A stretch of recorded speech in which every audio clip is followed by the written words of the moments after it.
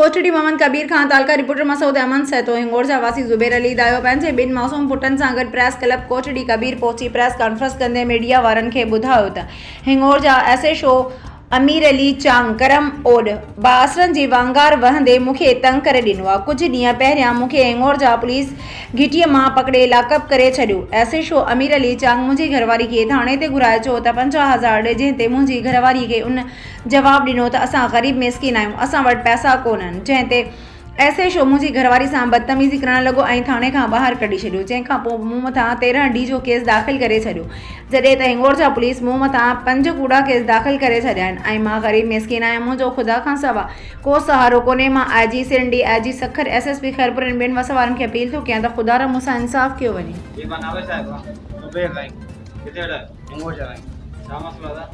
Police तंग करे अमीर चांग करम ओड ऐं 2 सिपाही ॿिया आहिनि ऐं हिकिड़ो जेको आहे वसाणा राणीपुर जो उहो जीअं मां ॾिसंदा घिटीअ मूंखे पकड़िया, हाणे बि पकड़ी 15 ॾींहं खनि थिया मूंखे 13 करे छॾनि। 50,000 ॾे, 50,000 सां नंढो अथनि, असां 13 केस करे छॾनि, 4-5 केस करे छॾिया अथनि। हे मूं वटि कापियूं ताकूं ॾेई पयूं आहिनि।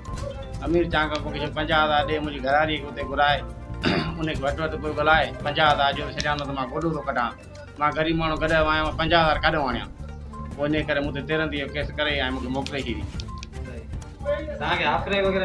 हा साईं, मूंखे 3 केस वधी जतोई साहब करे हो, 3 केस 13 2 पुलिस मुक़ाबिलो ऐं 1 13। छो भला पुलिस तव्हांजे पोयां पई? पुलिस मसइलो ईअं मां बाह खई, उन शादी कई, पाण कया उनखे 12 साल खनि थिया आहिनि। उन खां पोइ माना पुलिस जंहिं माना मूंखे वठे थी, बसि 13 करे छॾे। रुॻो सरकारी केस 6 केस आहे, 7 केस आहे, सरकारी केस कंदी रही। वाह मशहूरनि जी कई वई। हा साईं, न वापसी न मूं वटि आयो। 4 ॿार 2 चरियाणा बि नंढड़ी आहे बसि। वाह ॿारनि जी रुॻो बसि जंहिं महिल पकड़ंदा बसि। हाणे बि उन ॾींहुं बि जेको आहे कल्ह बि शाम जो अचे जेको आहे ॿार घिटीअ फिरंदा पिया अथनि। वरी मां ॿाहिरि वेठो हुअमि, वरी हिनखे ॾिठो मां घर हलियो वियुमि। वरी जेका नंढड़ी मुंहिंजी पीउ खे छो था ॿधो त उन सां वटि घटि ॻाल्हाइनि था, शिता थी पिया आहिनि। हर कोर मूंखे तंग खणी कयो। अमीर चांग, करम ओड ऐं 1 वसाणा, ॿियो वहीद सत आहे।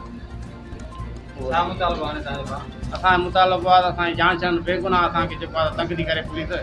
असां इहा ई आहे त DSP खे इहा ई अपील आहे त असांजो माना बेगुनाह असां केस न कया वञनि, असांजी जान छॾी वञनि।